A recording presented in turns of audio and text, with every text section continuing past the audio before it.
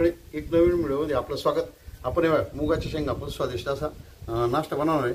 आता प्रथम आपण मुगाच्या शेंगा सोलून घेऊ। हे बघा, हे असं खाली टाकायचे आणि मुगाच्या शेंगा चांगल्याच घ्यायचे, कवळ्या नाही घ्यायच्या, थोड्याशा निवर शेंगा घ्यायच्या। थोडेसे कवळे अशा निवर शेंगा घ्यायच्या, त्या सोलून घेऊ आपण। अशा प्रकारच्या सगळ्या शेंगा सोलून घ्यायच्या। मग त्यापासून आपण एक स्वादिष्ट असा नाश्ता बनवू आणि त्यामध्ये काय किडे असतात का ते सर्व पाहून घ्यायचं। हे बघा, आपण मुगाच्या शेंगा सोलून घेतल्या।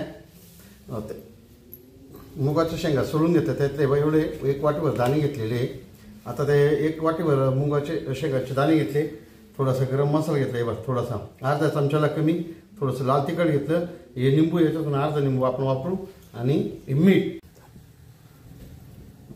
हे बघा, गॅस पेटून घेतला, गॅसवर तवा ठेवला, गॅस पेटून घेतला आणि तवा गरम झालेला आहे। आपण मुगाच्या शेंगा सोडून ते दाणे काढले होते, ते दाणे आता तव्यावर असे पसरून भाजून घ्यावं व्यवस्थित। घेताना थोड्या शेंगा चांगल्याच घ्यायच्या, कवळ्या शेंगा घ्यायच्या नाही। कवळ्या शेंगा जर घेतल्या त्याची दाणे जळण्याची शक्यता असते।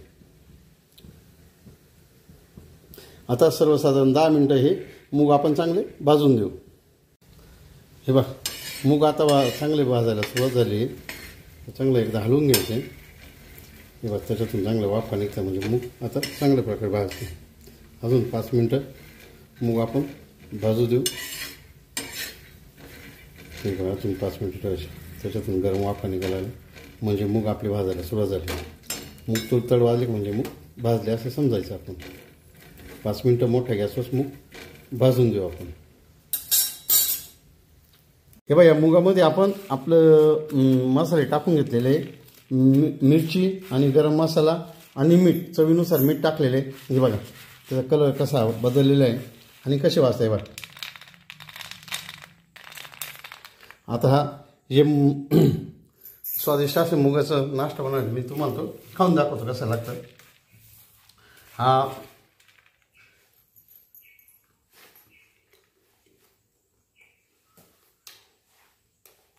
आंबट तिखट खारट आंबट तिखट असा मुगाचा जो नाश्ता आपण जे मुगाच्या शेंगा दाणे सोलून ते बनवले, असा आंबट तिखट नाश्ता बनलेला आहे। एक वेळेस अशी रेसिपी तुम्ही जरूर तयार करून बघा। आणि तुम्हाला आमचा व्हिडिओ जर आवडला तर लाईक करा, शेअर करा, कमेंट करा। नमस्कार।